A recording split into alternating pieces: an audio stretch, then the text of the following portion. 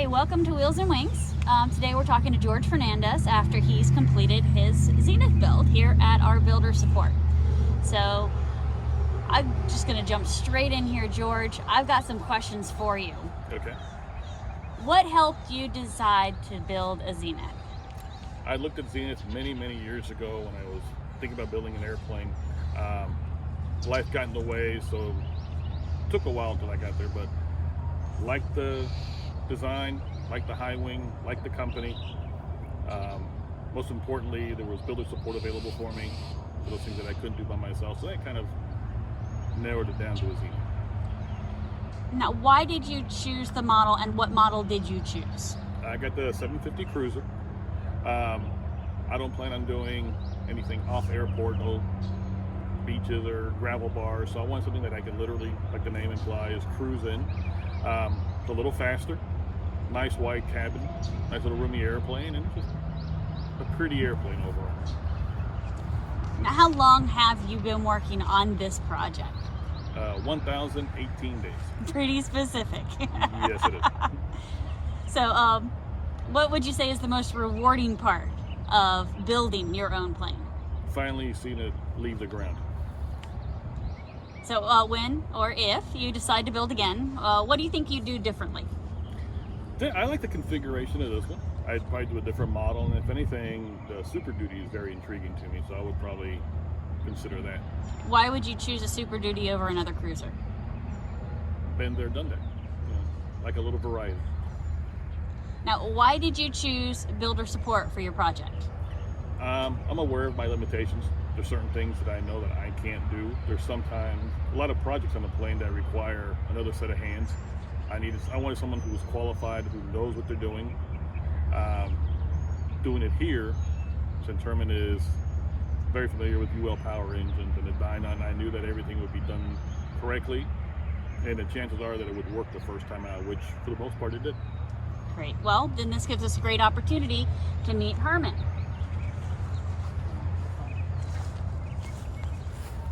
Good morning. How are you? This is Herman Eshouse. He is the Wheels and Wings heart and soul. So we know why he decided to choose you, and definitely you guys have built a beautiful airplane together. So one thing I do want to ask is, which is a better feeling, George? Airworthiness certificate or watching those wheels leave the ground for the first time? Watching the wheels leave the ground for the first time. Can you describe it for us? A little overwhelming, considering that this started with just a bunch of pilot parts and that my hands were involved in every single thing, and that it actually came together and worked as I was expecting. So, who completed the first flight? Herman did. And why did you decide to have Herman do your first flight for you?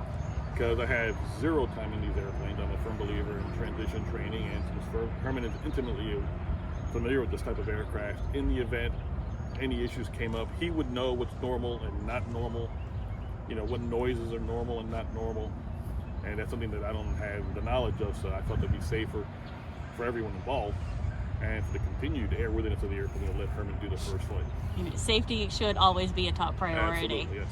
So Herman, tell me, what goes into a first flight for you? For me, of course, it is a thorough inspection of the airplane, which was in this case pretty easy because it's finished at our location, and so I could see what's going on. No distractions, and you check out the plane and you do a flight.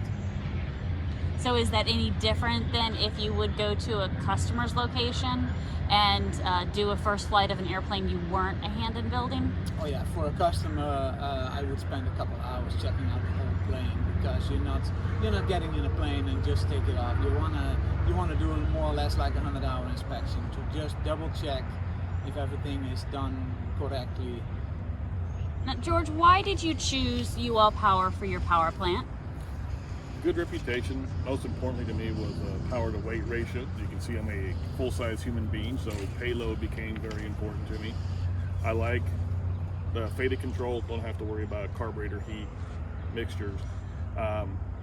Fuel injection is a lot less finicky than carbureted, which is important. I like the direct drive, and air cooled just for keeping it a little bit more simple. Herman, can you speak a little bit more about the engine that he chose for this airplane? Yeah, George called out a couple of great, most of the great benefits. It's like a single push button start. It is one level control with the FADEC, so mixture is automatically adjusted based on altitude you're flying. Simple installation. Use of car gas is a big benefit, especially in these days with high prices of the fuel and the weight. It's a really lightweight install. It's 170 pounds for a 130 horsepower engine, and you don't find that anywhere. What model is this? It's a 350 IS, so it's a high compression 350 4-cylinder engine. Now, we've talked about weight. What is your empty weight on this airplane? 843 pounds. That's a pretty incredible number. You hear a lot of talk about numbers on the internet. So I do want to find out, what is your available payload on this plane? Without fuel, 597 pounds.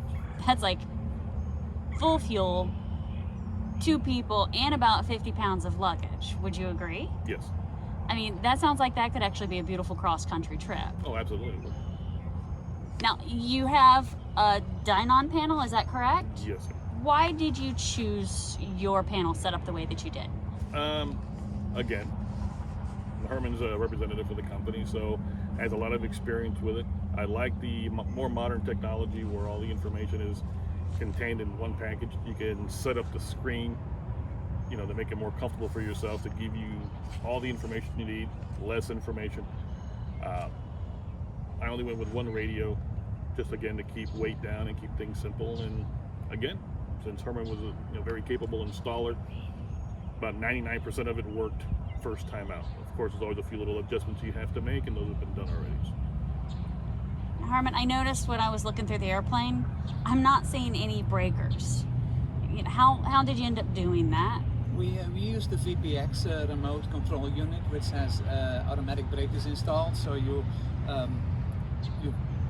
program the breakers off your screen, so you can see all the loads and stuff in your Dynon screen, which is very simple. You just use switches for your controls to turn on and off the lights and other instruments. Very straightforward, very easy to do, nice clean panel. And I have to add also, for the Dynon, we use the CAN bus system in the UL Power, so everything, all the information from the engine comes with one wire into your Dynon, into the engine management. So that's really simple, simplifying the install. Yeah, it sounds very straightforward and Yeah. probably helps to prevent any troubleshooting issues in the future. Correct, and you're deleting a lot of pressure sensors, which is an extra connection, so an extra a possible point of failure if something happens. So very clean. Well, George, this is a beautiful airplane. Congratulations to you both.